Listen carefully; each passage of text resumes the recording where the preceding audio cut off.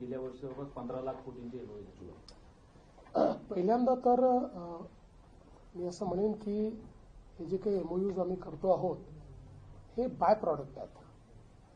आमचा मुख्य उद्देश या ठिकाणी महाराष्ट्राचा स्ट्रॉंग प्रेझेन्स फील करणं आणि विशेषतः नॉलेज, टेक्नॉलॉजी आणि एफडीआय हे आपल्या देशामध्ये आणि विशेषतः महाराष्ट्रामध्ये नेणं हा याच्या पाठीमागचा मुख्य उद्देश आहे.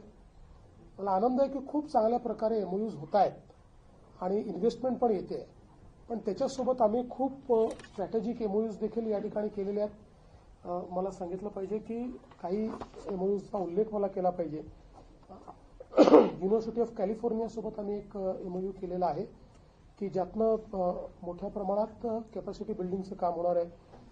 युनिव्हर्सिटी ऑफ बर्कलेसोबत आम्ही एमओयू केला आहे. टेक्निकल युनिव्हर्सिटी ऑफ म्युनिकसोबत आम्ही एमओयू केला आहे. अर्बन फ्युचर्स कलेक्टिव्ह लंडन यांच्यासोबत आम्ही एमओयू केलेला आहे. ICCCI इटलीसोबत आम्ही एमओयू केला आहे. ॲलन ट्युनिंग इन्स्टिट्यूटसोबत आम्ही या ठिकाणी एमओयू केलेला आहे.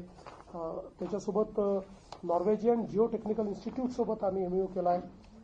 सुर्बना जोरॉंग जी अर्बन प्लॅनिंगमधली सिंगापूरची जगातली सगळ्यात चांगली कंपनी समजली जाते त्याच्यासोबत आम्ही केला आहे. ॲरूपसोबत आम्ही केलेला आहे. आता आपण जर बघितलं तर हे सगळे जे टेक्निकल एमओयूज आम्ही केलेले आहेत या टेक्निकल एमओयूजमुळे एक प्रकारे आपण केवळ इन्व्हेस्टमेंट नाही तर नॉलेज आणि टेक्नॉलॉजी आणतो भारतामध्ये आणि विशेषतः महाराष्ट्रामध्ये, ज्यातनं मोठ्या प्रमाणात उद्योगही आपल्याला उभे करता येतील आणि ज्यातनं मोठ्या प्रमाणात आपल्याला वेगवेगळ्या सेक्टरमध्ये चांगल्या पद्धतीचं काम करता येईल. आज आपण बघितलं तर अर्बन प्लॅनिंगमधले जे काही आम्ही एमओयूज केले आहेत त्यामुळे आपली अर्बन प्लॅनिंगची कॅपेबिलिटी वाढणार आहे.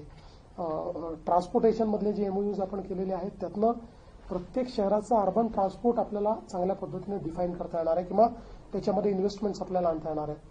आज आम्ही एक मेडटेकचं पॅनल या ठिकाणी घेतलं कारण मेडिकल टेक्नॉलॉजी एक असं क्षेत्र आहे की भारतासारख्या आणि महाराष्ट्रासारख्या एका मोठ्या राज्याला जर शेवटच्या माणसाला हेल्थकेअरचा ऍक्सेस द्यायचा असेल, जर त्याच्यापर्यंत आरोग्य सेवा पोचवायची असेल तर मेडिकल टेक्नॉलॉजी हाच त्याच्यावरचा उपाय आहे.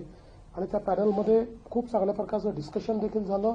पुढचा रोडमॅप देखील ठरवला. त्यामध्ये आम्हाला त्यांनी ऑफर्स देखील दिल्या आणि पुढच्या काळामध्ये मेडटेकमध्ये आमचा प्रयत्न असा असणार आहे की आपल्याला मोठ्या प्रमाणात स्टार्टअप इकोसिस्टीम ही मेडटेकमध्ये तयार करायची आहे.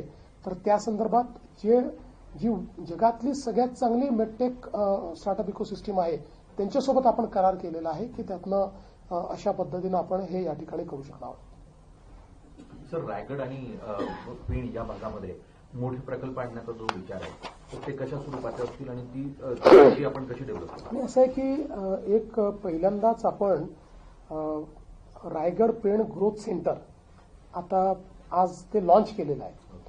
रायगड पेण ग्रोथ सेंटर हे आपल्या नवी मुंबई एअरपोर्टपासून 15 ते 20 किलोमीटरच्या अंतरावर आहे. याच्यामध्ये गेले 3-4-5 वर्ष आपण म्हणजे मी माझ्या मागच्या रेजिमपासून आपण काम करत होतो आणि आता त्याच्या सगळ्या परवानग्या आपण घेतलेल्या आहेत. Ready to start, plug and play अशा पद्धतीनं आता हे ग्रोथ सेंटर आहे.